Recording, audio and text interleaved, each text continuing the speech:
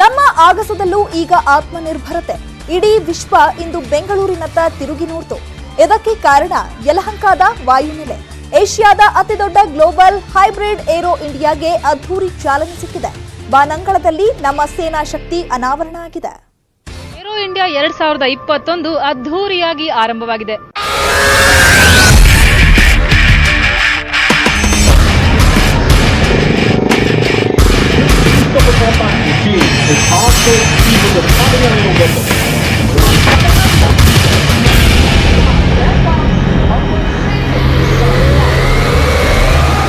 ಆಗಸದಲ್ಲಿ ಲೋಹದ ಹಕ್ಕಿಗಳ ಚಮತ್ಕಾರ, ಬಾನಂಗಳದಲ್ಲಿ ಬಣ್ಣ ಬಣ್ಣದ ಚಿತ್ತಾರ, ಒಂದಕ್ಕಿಂತ ಒಂದು ಸೂಪರ್ ಶೋ.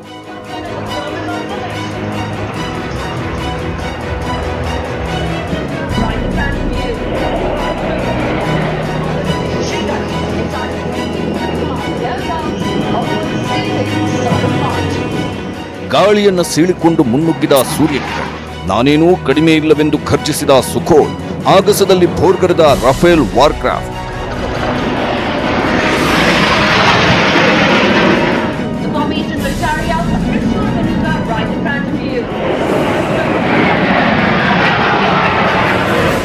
ಯಲಹಂಕದಲ್ಲಿ ಶುರುವಾಗಿರೋ ಏರ್ ಶೋದಲ್ಲಿ ಲೋಹದ ಹಕ್ಕಿಗಳ ಜಾದೂ ಚಮತ್ಕಾರದ ಅದ್ಭುತ ದೃಶ್ಯಗಳಿವೆ. 13ನೇ ಆವೃತ್ತಿಯ ಪ್ರತಿಷ್ಠಿತ ಏರೋ ಇಂಡಿಯಾ ಶೋಗೆ ರಕ್ಷಣಾ ಸಚಿವ ರಾಜನಾಥ್ ಸಿಂಗ್ ಇಂದು ಚಾಲನೆ ಕೊಟ್ಟರು. ಸಿಎಂ ಬಿಎಸ್ವೈ ಕೂಡ ಸಾಕ್ಷಿಯಾಗಿದ್ದರು. I would like to congratulate and appreciate the efforts of government of Karnataka and the Ministry of Defence in organizing this first international mega event. Now I declare Aero India 2021 open and wish for its mega success. In the backdrop of COVID-19 pandemic, I take the holding of this event as affirmation of confidence in the ability of the state administration. The Honorable Prime Minister Narendra Modi ji to play a very important role in Atmanirbhar Bharat Abhiyan to realize this dream. Air ಶೋನ ಮೊದಲ ದಿನ ಎಲ್ಲರ ಗಮನ ಸೆಳೆದಿದ್ದು ಸೂರ್ಯಕಿರಣ್ ಹಾಗೂ ಸಾರಂಗ್ನ ಜಂಟಿ ಪ್ರದರ್ಶನ.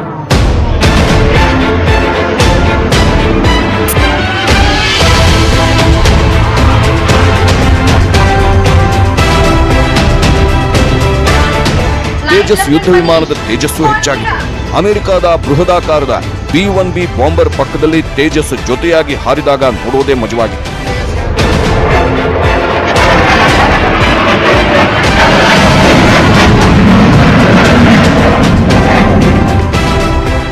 ಇದರ ಜೊತೆಗೆ ಹಾಕ್, ಸಿತಾರಾ, ಟ್ಯಾನಿಯರ್ 22A, ನೇತ್ರಾ, ಜಾಗ್ವಾರ್ ಸೇರಿದಂತೆ ಹಲವು ಯುದ್ಧ ವಿಮಾನಗಳು ವೈಮಾನಿಕ ಪ್ರದರ್ಶನ ನೀಡಿ ನಮ್ಮ ರಕ್ಷಣಾ ಸಾಮರ್ಥ್ಯವನ್ನ ಸಾಬೀತುಪಡಿಸಿವೆ. ಈ ಬಾರಿಯ ಏರ್ ಶೋನಲ್ಲಿ ಮೇಕ್ ಇನ್ ಇಂಡಿಯಾಗೆ ಒತ್ತು ನೀಡಲಾಗಿತ್ತು. ಎಕ್ಸಿಬಿಷನ್ ಸೆಂಟರ್ಗಳಲ್ಲಿ ಭಾರತೀಯ ಸ್ಟಾಲ್ಗಳೇ ಹೆಚ್ಚಾಗಿ ಕಂಡುಬಂದವು. ಏರೋ ಇಂಡಿಯಾ 2021ರ ತುಂಬಾ ಸ್ವದೇಶಿ ಬಣ್ಣ ಎದ್ದು ಕಾಣುತ್ತಿತ್ತು.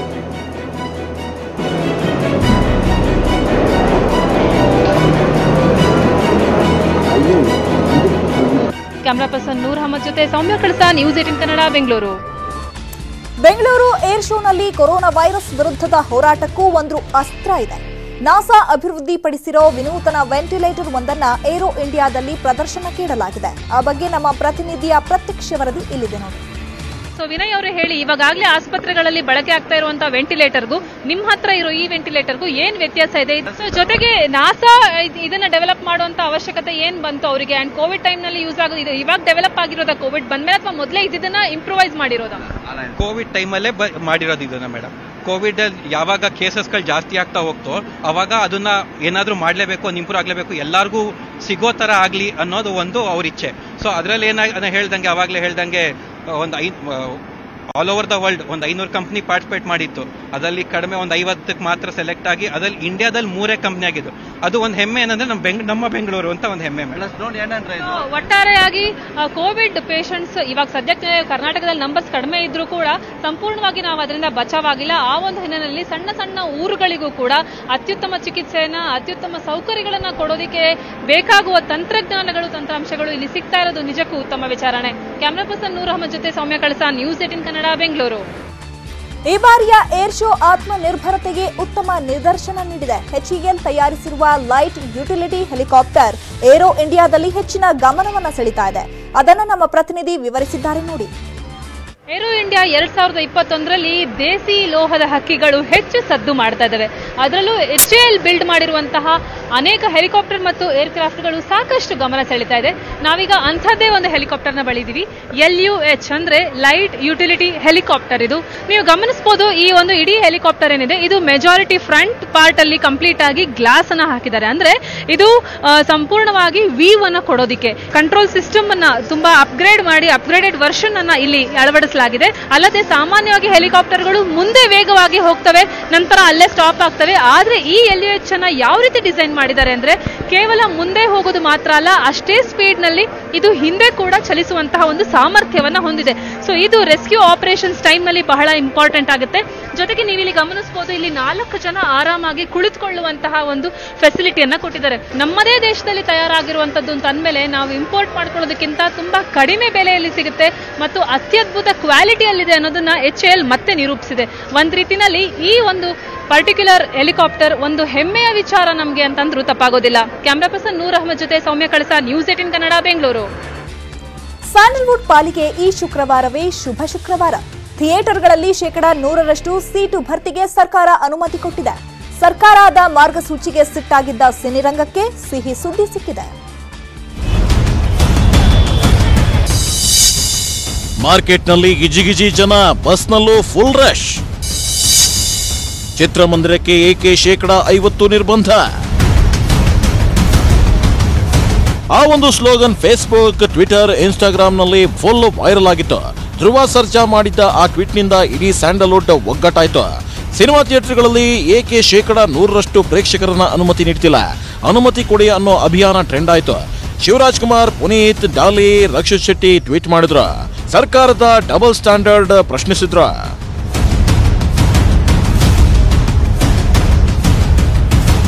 ಎಲ್ರಿಗೂ 100% ಆಕ್ಯುಪೆನ್ಸಿ ಕೊಟ್ಟಿರ್ಬೇಕಾದ್ರೆ ನಮಗೆ ಮಾತ್ರ 50% ಯಾಕೆ? ನಮಗೂ 100% ಆಕ್ಯುಪೆನ್ಸಿ ಬೇಕೇ ಬೇಕು. ಇಂಡಸ್ಟ್ರಿಗೋಸ್ಕರ ನಾವೆಲ್ಲರೂ ಜೊತೆಲಿದ್ದೀವಿ. ಸರ್ಕಾರದ ನಿರ್ಧಾರ ಬದಲಾಗಲೇಬೇಕು. ಜೈ ಹಿಂದ್, ಜೈ ಕರ್ನಾಟಕ. ಒಂದ್ ಕಣ್ಣಿಗೆ ಬೆಣ್ಣೆ, ಇನ್ನೊಂದು ಕಣ್ಣಿಗೆ ಸುಣ್ಣ. ಯಾ ನ್ಯಾಯ ಹೇಳಿ? ಸ್ಯಾಂಡಲ್ವುಡ್ ಮಂದಿಯ ಈ ಅಭಿಯಾನಕ್ಕೆ ಸಿನಿ ನಂಟಿರೋ ರಾಜಕಾರಣಿಗಳು ಸ್ಪಂದಿಸಿದ್ರು. ತಮಿಳುನಾಡು, ಆಂಧ್ರ ಪ್ರದೇಶದಲ್ಲಿ 100% ಬಿಟ್ಟಂತ ಸಂದರ್ಭದಲ್ಲಿ ಮುಖ್ಯಮಂತ್ರಿಗಳಲ್ಲಿ ಚಿತ್ರರಂಗ ಪರವಾಗಿ ವಿನಂತಿಯನ್ನ ಮಾಡಿದ್ದೆ. ಥಿಯೇಟರ್ನಲ್ಲಿ 100% ಬಿಡೋದು ಉತ್ತಮ ಅನ್ನುವಂಥದ್ದು ನನ್ನ ಭಾವನೆಯನ್ನ ನಾನು ವ್ಯಕ್ತಪಡಿಸ್ತೀನಿ. ನಮಗೆ ಇಂಡಸ್ಟ್ರಿ ಈಗಾಗಲೇ ಬಹಳಷ್ಟು ಹೊಡೆತ ತಿಂದಿದೆ. ಹಾಗಾಗಿ ಸಿನಿಮಾ ಇಂಡಸ್ಟ್ರಿಗೆ ಇಮಿಡಿಯೇಟ್ ಆಗಿ 100% ಕೊಡಬೇಕು ಅಂತ ಹೇಳಿ ನನ್ನ ಒತ್ತಾಯ ಇದೆ. ಕೇಂದ್ರ ಸರ್ಕಾರವು 100% ಪ್ರವೇಶ ಕೊಡಬಹುದು ಅಂತ ತೀರ್ಮಾನ ಮಾಡಿದ ಮೇಲೆ ಮತ್ತಿದ್ ಯಾತಕ್ಕೆ 50% ಅಂತ ಇಳಿಕೆ ಮಾಡಿದ್ರು? ಏನಾದ್ರು ಥಿಯೇಟರ್ ಮಾಲೀಕರೆಲ್ಲ ಕಲೆಕ್ಷನ್ ಮಾಡಿ ಏನಾದ್ರು ದುಡ್ಡು ಕೊಡ್ಲಿ ಅಂತ ಮಾಡ್ಕೊಂಡವ್ರ? ಇದೆಲ್ಲ ಆಗ್ತಿರುವಾಗಲೇ ಸರ್ಕಾರ ಎಚ್ಚೆತ್ತುಕೊಳ್ತು. ವಿಧಾನಸೌಧದಲ್ಲಿ ದಿಢೀರ್ ಸಭೆ ಕರೆದ್ರು ಆರೋಗ್ಯ ಸಚಿವ ಸುಧಾಕರ್. ಸ್ಯಾಂಡಲ್ವುಡ್ ಒತ್ತಡಕ್ಕೆ ಮಣಿದ ಸರ್ಕಾರ ಶುಕ್ರವಾರದಿಂದ ಥಿಯೇಟರ್ ಹೌಸ್ಫುಲ್. ಮೀಟಿಂಗ್ನಲ್ಲಿ ಎಲ್ಲವೂ ಚರ್ಚೆಯಾದ ಬಳಿಕ ಶುಕ್ರವಾರದಿಂದ ಥಿಯೇಟರ್ಗಳ ಭರ್ತಿಗೆ ಸರ್ಕಾರ ಸೂಚನೆ ನೀಡಿತು. ಏನು ಅವರ ಆಲೋಚನೆ ಇತ್ತು, ಮಾರ್ಗಸೂಚಿ ಇತ್ತು, ಅದಕ್ಕೆ ಭಿನ್ನವಾಗಿ ಸರ್ಕಾರ ಇವತ್ತು 4 ವಾರಗಳವರೆಗೂ ಕೂಡ 100% ಚಲನಚಿತ್ರ ಪ್ರದರ್ಶನಗಳಿಗೆ ಆಸನಗಳು ಭರ್ತಿ ಆಗಲಿಕ್ಕೆ ಅವಕಾಶವನ್ನು ಮಾಡಿಕೊಡೋದಕ್ಕೆ ತೀರ್ಮಾನ ಮಾಡಿದೀವಿ. ಆದರೆ ಇದಕ್ಕೆ ಕಠಿಣವಾದಂತ ಮಾರ್ಗಸೂಚಿಗಳನ್ನ ನಮ್ಮ ಸಲಹಾ ಸಮಿತಿಯವರು ಕೂಡ ನಾಳೆನೆ ಈ ಆದೇಶವನ್ನು ಸರ್ಕಾರ ಹೊರಡಿಸ್ತಾರೆ. 50% ಯಾಕೆ ಕೊಟ್ಟರು ಅನ್ನೋದಕ್ಕೂ ಒಂದು ರೀಸನ್ ಇರುತ್ತೆ. ನಾವು 100% ಯಾಕೆ ಹೇಳಿದ್ರು ಅನ್ನೋದಕ್ಕೂ ಒಂದು ಪ್ರಾಪರ್ ರೀಸನ್ ಇರಬೇಕು. ಸೊ ಆ ರೀಸನ್ ಕರೆಕ್ಟಾಗಿ ಅವ್ರ ಕಿವಿಗೆ ಮುಟ್ಟಿದೆ, ಅವ್ರ ಹೃದಯಕ್ಕೆ ಮುಟ್ಟಿದೆ. ಅದೇ ಥರ ಅವ್ರು ನಮಗೆ ಒಂದು 4 ವೀಕ್ಸ್ ಟೈಮ್ ಕೊಟ್ಟಿದ್ದಾರೆ. ಐ ಥಿಂಕ್ ಅದೊಂದು ಒಳ್ಳೆ ಮೂವ್ನೇ ಅದು. ಅಂತೂ ಸಿನಿಮಾ ನೋಡೋಕೆ ಇದ್ದ ತೊಂದರೆ ಸರಿ ಹೋಯ್ತು. ಥಿಯೇಟರ್ಗೆ ಹೋಗಿ ಸಿನಿಮಾ ನೋಡಿ, ಆದರೆ ಕೊರೋನಾ ನೀತಿ ನಿಯಮ ಪಾಲಿಸೋದನ್ನ ಮರೆಯಬೇಡಿ. ಯಾಕೆಂದ್ರೆ ನಮ್ಮ ಆರೋಗ್ಯ ನಮ್ಮದೇ ಕಾಳಜಿ. Bureau report, news 18 Kannada. ನಟಿಗೆ 1.25 ಕೋಟಿ ರೂಪಾಯಿ ಕೊಟ್ಟಿದ್ನ ಆ ವಂಚಕ. ಅವತ್ತು ಆ ನಟಿ ಹೇಳಿದ್ದ ಹಣದ ಲೆಕ್ಕ ಒಂದು, ಈಗ ಸಿಸಿಬಿಗೆ ವಾಪಸ್ ಕೊಟ್ಟಿರೋ ಹಣದ ಲೆಕ್ಕವೇ ಮತ್ತೊಂದು. ಸಿಸಿಬಿಯ ಕೇಸ್ ಚುರುಕಾಗ್ತಿದ್ದಂತೆ ಪೂರ್ತಿ ಹಣ ವಾಪಸ್ ಕೊಟ್ಟಿದ್ದಾರಂತೆ ಆ ನಟಿ. ಸ್ವೀಟಿಯಿಂದ ವಸೂಲಿ ಮಾಡಿದ ಸಿಸಿಬಿ 1.27 ಕೋಟಿ ವಾಪಸ್ ಕೊಟ್ರ ರಾಧಿಕಾ.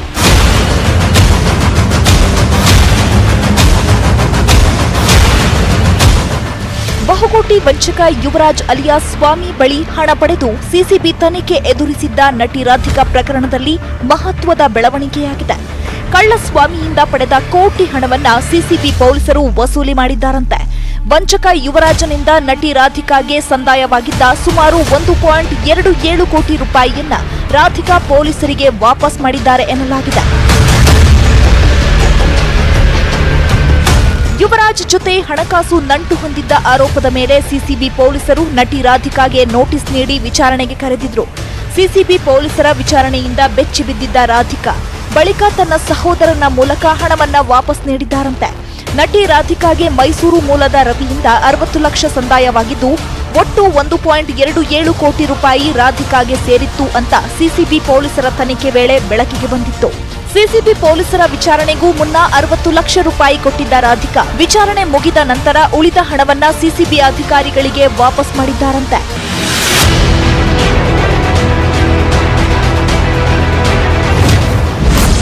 ರಾಧಿಕಾ ಹೇಳಿದ್ದು 75 ಲಕ್ಷದ ಡೀಲ್. ವಂಚಕ ಬಾಯ್ಬಿಟ್ಟಿದ್ದು 1.27 ಕೋಟಿ ಡೀಲ್. ಯುವರಾಜ್ನಿಂದ ಹಣ ಪಡೆದ ಸುದ್ದಿ ಹೊರಬರ್ತಿದ್ದಂತೆ ನಟಿ ರಾಧಿಕಾ ಸುದ್ದಿಗೋಷ್ಠಿ ನಡೆಸಿ ಹಣಕಾಸಿನ ಬಗ್ಗೆ ಮಾಹಿತಿ ನೀಡಿದ್ರು. ನಾಟ್ಯರಾಣಿ ಶಾಂತಲಾದೇವಿ ಸಿನಿಮಾ ಮಾಡುವ ಸಲುವಾಗಿ ಹಣ ಪಡೆದಿದ್ದಾಗಿ ಹೇಳಿಕೆ ನೀಡಿದ್ರು. ಯುವರಾಜ್ ಬಳಿ 15 ಲಕ್ಷ ಪಡೆದಿದ್ದು ಉಳಿದ 60 ಕೊಟ್ಟಿದ್ದು ಯಾರು ಅಂತ ಮೊದಲು ಗೊತ್ತಿರಲಿಲ್ಲ. ನಂತರ ಆ 60 ಲಕ್ಷ ಹಾಕಿದ್ದವರು ಯುವರಾಜ್ನ ಭಾವ ಹಾಗೂ ಸಿನಿಮಾ ನಿರ್ಮಾಪಕರು ಎಂದಿದ್ರು. ಒಟ್ಟು 75 ಲಕ್ಷ ಪಡೆದ ಬಗ್ಗೆ ಸುದ್ದಿಗೋಷ್ಠಿಯಲ್ಲಿ ಪ್ರಸ್ತಾಪಿಸಿದ್ರು. ಸಿನಿಮಾ ಮಾಡ್ತೀನಿ ಅಂದಾಗ ಓಕೆ ಮಾಡೋಣ ಅಂತ ಹೇಳಿ ನನ್ನ ಅಕೌಂಟಿಗೆ 15 ಲಕ್ಷ ಅವ್ರ ಅಕೌಂಟಿಂದ ಹಾಕಿದ್ರು. ಅದಾದ ನಂತರ ಬೇರೆ ಒಬ್ಬ ಪ್ರೊಡ್ಯೂಸರ್ ಅಂದ್ಬಿಟ್ಟು ಅವ್ರ ಅಕೌಂಟಿಂದ ನನಗೆ ದುಡ್ಡು ಟ್ರಾನ್ಸ್ಫರ್ ಮಾಡಿಸಿದ್ದಾರೆ. ಸುದ್ದಿಗೋಷ್ಠಿಯಲ್ಲಿ ರಾಧಿಕಾ ಹೇಳಿದ್ದೇ ಒಂದು, ಸಿಸಿಬಿ ಕಸ್ಟಡಿಯಲ್ಲಿ ಸ್ವಾಮಿ ಬಾಯ್ಬಿಟ್ಟಿದ್ದೇ ಮತ್ತೊಂದು. ಸಿಸಿಬಿ ವಿಚಾರಣೆ ವೇಳೆ ನಟಿ ರಾಧಿಕಾಗೆ ಸುಮಾರು 1.27 ಕೋಟಿ ರೂಪಾಯಿ ನೀಡಿರೋದಾಗಿ ವಂಚಕ ಸ್ವಾಮಿ ಬಾಯ್ಬಿಟ್ಟಿದ್ದ. ಇದು ರಾಧಿಕಾಗೆ ಸಂಕಷ್ಟ ತಂದೊಡ್ಡಿತು. ಸಿಸಿಬಿ ಪೊಲೀಸರ ತನಿಖೆ ವೇಗ ಪಡೆಯುತ್ತಿದ್ದಂತೆ ರಾಧಿಕಾ ಅಷ್ಟು ಹಣ ವಾಪಸ್ ಮಾಡಿದ್ದಾರೆ ಅಂತ ಸಿಸಿಬಿ ಪೊಲೀಸ್ ಮೂಲಗಳಿಂದ ತಿಳಿದು ಬಂದಿದೆ. ಸದ್ಯ ಪೊಲೀಸರು ಅಷ್ಟು ಹಣವನ್ನ ನ್ಯಾಯಾಲಯದ ಸುಪರ್ದಿಗೆ ನೀಡಿದ್ದಾರಂತೆ. Crime bureau, news 18 Kannada, Bengaluru. ಆತನಿಗೆ ಮೈ ತುಂಬ ಸಾಲ ಇತ್ತು. ಹೀಗಾಗಿ ಊರು ಬಿಟ್ಟು ಹೆಂಡತಿ, 2 ಮಕ್ಕಳ ಜೊತೆ ಬೆಂಗಳೂರಿಗೆ ಬಂದಿದ್ದ. ಡ್ರೈವರ್ ಆಗಿ ಕೆಲಸ ಮಾಡ್ತಿದ್ದ. ಆದ್ರೆ ಡ್ರೈವಿಂಗ್ ಮಾಡೋದನ್ನ ಬಿಟ್ಟು ಖತರ್ನಾಕ್ ಕೆಲಸ ಮಾಡಿದ್ದಾನೆ.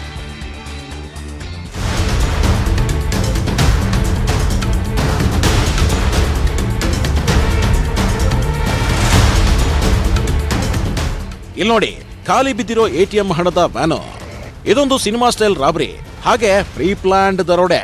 ಈ ಕಥಾನಕದ ಖಳನಾಯಕನ ಹೆಸರು ಯೋಗೇಶ್ ಅಂತ. ಈತ ಎಗರಿಸಿರೋ ಹಣದ ಮೊತ್ತ ಬರೋಬ್ಬರಿ 1/2 ಕೋಟಿ ರೂಪಾಯಿ. 55 ಲಕ್ಷ ಎಗರಿಸಿದ ವ್ಯಾನ್ ಚಾಲಕ. ಎಟಿಎಂ ಹಣಕ್ಕೆ ಕನ್ನ ಹಾಕಿದ್ದೇ ರೋಚಕ. ಹಣ ಎಗರಿಸಿರೋ ಯೋಗೇಶ್ ಮಂಡ್ಯ ಮೂಲದವನು. ಈತ ಎಟಿಎಂಗೆ ಹಣ ಪೂರೈಸೋ ಸೆಕ್ಯೂರ್ ವ್ಯಾಲ್ಯೂ ಏಜೆನ್ಸಿ ವ್ಯಾನ್ನಲ್ಲಿ ಚಾಲಕನಾಗಿ ಕೆಲಸ ಮಾಡ್ತಿದ್ದ. ನಿನ್ನೆ ಸಂಜೆ ಸುಬ್ರಹ್ಮಣ್ಯ ನಗರದ ಆಕ್ಸಿಸ್ ಬ್ಯಾಂಕ್ನಲ್ಲಿ ಡೆಪಾಸಿಟ್ ಆಗಿದ್ದ ಹಣವನ್ನ ವ್ಯಾನ್ಗೆ ತುಂಬಿಸಲಾಗ್ತಿತ್ತು. ಈ ವೇಳೆ ವ್ಯಾನ್ನಲ್ಲಿದ್ದ ಸುಮಾರು 55 ಲಕ್ಷ ರೂಪಾಯಿ ಹಣದ ಬ್ಯಾಗ್ ಸಮೇತ ಯೋಗೇಶ್ ಎಸ್ಕೇಪ್ ಆಗಿದ್ದಾನೆ. ವ್ಯಾನ್ ಚಾಲಕ ಹಣ ಎಗರಿಸಿದ ಬಳಿಕ ಸುಮಾರು 3 ಗಂಟೆಗಳ ಕಾಲ ಏಜೆನ್ಸಿಯವರೇ ಚಾಲಕನಿಗಾಗಿ ಹುಡುಕಾಡಿದ್ರು. ಕೊನೆಗೆ ಸಿಗದಿದ್ದಾಗ ಏಜೆನ್ಸಿಯವರು ಸುಬ್ರಹ್ಮಣ್ಯ ನಗರ ಪೊಲೀಸ್ ಠಾಣೆಯಲ್ಲಿ ದೂರು ದಾಖಲಿಸಿದ್ದಾರೆ. ದೂರು ಸ್ವೀಕರಿಸಿ ತನಿಖೆಗೆ ಇಳಿದಿರೋ ಪೊಲೀಸರು ವ್ಯಾನ್ ಅನ್ನ ಸೀಸ್ ಮಾಡಿಕೊಂಡು ಸ್ಟೇಷನ್ಗೆ ತಂದಿದ್ದಾರೆ. ಗನ್ ಮ್ಯಾನ್ ಕಣ್ಣೆದುರಲ್ಲೇ ಎಸ್ಕೇಪ್. ಭದ್ರತಾ ಲೋಪವೇ ಘಟನೆಗೆ ಕಾರಣ. ವ್ಯಾನ್ ಚಾಲಕ ಹಣದ ಜೊತೆ ಪರಾರಿಯಾಗುವಾಗ ಗನ್ಮ್ಯಾನ್ ಹಾಗೂ ಕಸ್ಟೋಡಿಯನ್ ಅಲ್ಲೇ ಇದ್ರು.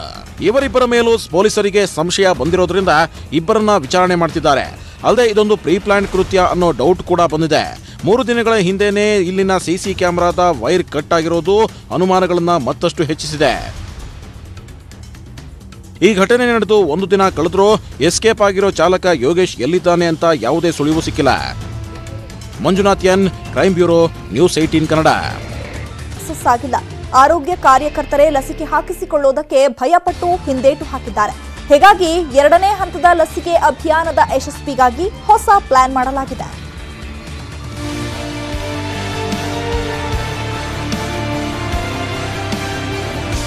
ಕೊರೋನಾ ಲಸಿಕೆ ಹಂಚಿಕೆಯಲ್ಲಿ ನಮ್ಮ ರಾಜ್ಯವೇ ನಂಬರ್ 1. ಆದರೂ ನಮ್ಮ ರಾಜ್ಯದಲ್ಲೂ ಲಸಿಕೆ ಹಂಚಿಕೆ ನಿರೀಕ್ಷಿತ ಮಟ್ಟದಲ್ಲಿ ಟಾರ್ಗೆಟ್ ರೀಚ್ ಆಗಿಲ್ಲ. ಆರೋಗ್ಯ ಕಾರ್ಯಕರ್ತರೇ ಅಡ್ಡ ಪರಿಣಾಮದ ಭೀತಿಯಲ್ಲಿ ಲಸಿಕೆ ಹಾಕಿಸಿಕೊಳ್ಳೋಕೆ ಭಯ ಪಡ್ತಿದ್ದಾರೆ. ರಾಜ್ಯ ಮಾತ್ರವಲ್ಲ ಬಿಬಿಎಂಪಿ ವ್ಯಾಪ್ತಿಯಲ್ಲೂ ಕೂಡ ಲಸಿಕೆ ಹಂಚಿಕೆ ಹೆಚ್ಚು ಸಕ್ಸಸ್ ಆಗಿಲ್ಲ. ಹೀಗಾಗಿ 2ನೇ ಹಂತದ ಲಸಿಕೆ ಹಂಚಿಕೆಯ ಹೊಸ್ತಿಲಲ್ಲೇ ಸರ್ಕಾರ ಈ ಅಭಿಯಾನಕ್ಕೆ ರಾಯಭಾರಿಗಳನ್ನು ನೇಮಿಸಲು ಚಿಂತಿಸಿದೆ. ಲಸಿಕೆ ಅಭಿಯಾನಕ್ಕೆ 1000 ರಾಯಭಾರಿಗಳು, 1000 ಸೆಲೆಬ್ರಿಟಿಗಳಿಗೆ ಕೊರೋನಾ ಇಂಜೆಕ್ಷನ್. ಸದ್ಯಕ್ಕೆ ಲಸಿಕೆ ಬಗ್ಗೆ ವಿಶ್ವಾಸ ಮೂಡಿಸಬೇಕಿದೆ, ಸಂಶಯವನ್ನ ನೀಗಿಸಬೇಕಿದೆ. ಹೀಗಾಗಿ ಕೆಲವು ಗಣ್ಯರಿಗೆ ಲಸಿಕೆ ಕೊಟ್ಟು ಜನರಲ್ಲಿ ನಂಬಿಕೆ ಮೂಡಿಸಲು ನಿರ್ಧರಿಸಲಾಗಿದೆ. ಈ ಅಭಿಯಾನಕ್ಕೆ ಸರ್ಕಾರ ರಾಜ್ಯಾದ್ಯಂತ 1000 ರಾಯಭಾರಿಗಳನ್ನು ನೇಮಿಸಲು ಚಿಂತಿಸಿದೆ. ಬಿಬಿಎಂಪಿ ಕೂಡ ಸೆಲೆಬ್ರಿಟಿಗಳ ಪಟ್ಟಿ ರೆಡಿ ಮಾಡಿಕೊಳ್ಳುತ್ತಿದೆ. ಆರೋಗ್ಯ ಕಾರ್ಯಕರ್ತರಲ್ಲೂ ಧೈರ್ಯ ಮೂಡಿಸಲು ಈ 1000 ಲಸಿಕೆ ರಾಯಭಾರಿಗಳಿಗೆ ಕೊರೋನಾ ಚುಚ್ಚುಮದ್ದು ನೀಡಲಾಗುತ್ತೆ. ವ್ಯಾಕ್ಸಿನ್ ಬಗ್ಗೆ ಒಂದಷ್ಟು ಪ್ರಚಾರ ಬೇಕಾಗಿದೆ, ಅದು ಸುರಕ್ಷತೆ ಬಗ್ಗೆ ಎಲ್ಲ ಜನ ತಿಳಿಸಬೇಕಾಗಿದೆ. ಆ ಹಿನ್ನೆಲೆಯಲ್ಲಿ ಸೆಲೆಬ್ರಿಟಿಗೆ ಕೊಡೋದ್ರ ಬಗ್ಗೆ ಇನ್ನೂ ಯಾವುದು ಮಾಹಿತಿ ಬಂದಿಲ್ಲ. ಇದನ್ನು ಕೇಂದ್ರ ಸರ್ಕಾರ ಅನುಮತಿ ಕೊಡಬೇಕಾಗಿದೆ. ಲಸಿಕೆ ರಾಯಭಾರಿಗಳಲ್ಲಿ ಸಿನಿಮಾ ತಾರೆಯರು, ಕ್ರೀಡಾ ತಾರೆಯರು, ಸ್ವಾಮೀಜಿಗಳು, ಐಎಎಸ್, ಐಪಿಎಸ್ ಅಧಿಕಾರಿಗಳು ಸೇರಿದಂತೆ 1000 ಗಣ್ಯರು ಇರ್ತಾರೆ. ಸೆಲೆಬ್ರಿಟಿಗಳಲ್ಲಿ ಪಟ್ಟಿಯಲ್ಲೇ ಬೆಂಗಳೂರಿನದ್ದೇ ಸಿಂಹಪಾಲು ಇರಲಿದೆ. ಸರ್ಕಾರದಿಂದ ಅಧಿಕೃತ ಅಧಿಸೂಚನೆ ಬಂದ ಕೂಡಲೇ ಬಿಬಿಎಂಪಿ ಕೂಡ ರಾಯಭಾರಿಗಳ ಪಟ್ಟಿ ಬಿಡುಗಡೆ ಮಾಡಲಿದೆ. ಆಶಿಕ್ ಮುಲ್ಕಿ, ನ್ಯೂಸ್ 18 ಕನ್ನಡ, ಬೆಂಗಳೂರು. ಹಾಗೂ ಅಪಾರ್ಟ್ಮೆಂಟ್ ನಿವಾಸಿಗಳ ಮಧ್ಯೆ ವಾಗ್ವಾದ ಜಟಾಪಟಿ ನಡೆದಿದೆ. ಜಿಎಂ ಇನ್ಫೋನೈಟ್ ಸಂಸ್ಥೆ ಅಪಾರ್ಟ್ಮೆಂಟ್ ನಿರ್ಮಾಣಕ್ಕೆ ನಗರಸಭೆಯಿಂದ ಲೈಸೆನ್ಸ್ ಪಡೆದುಕೊಂಡಿದೆ. ಸರ್ಕಾರಕ್ಕೆ ಪಾವತಿಸಬೇಕಾದ ಟ್ಯಾಕ್ಸ್ ಕೂಡ ಪಾವತಿಸಿಲ್ಲ ಅಂತ ನಗರಸಭೆ ಅಧಿಕಾರಿಗಳು ರಸ್ತೆ ಸಂಪರ್ಕ ಬಂದ್ ಮಾಡಿದ್ದಾರೆ. ಸಂಪರ್ಕ ಬಂದ್ ಮಾಡುವಾಗ ಅಧಿಕಾರಿಗಳು ಹಾಗೂ ಅಪಾರ್ಟ್ಮೆಂಟ್ ನಿವಾಸಿಗಳ ಮಧ್ಯೆ ವಾಗ್ವಾದ ನಡೆದಿದೆ. ಜೆಸಿಬಿಗೆ ಅಡ್ಡ ಕುಂತು ಆಕ್ರೋಶವನ್ನು ವ್ಯಕ್ತಪಡಿಸಿದ್ದಾರೆ.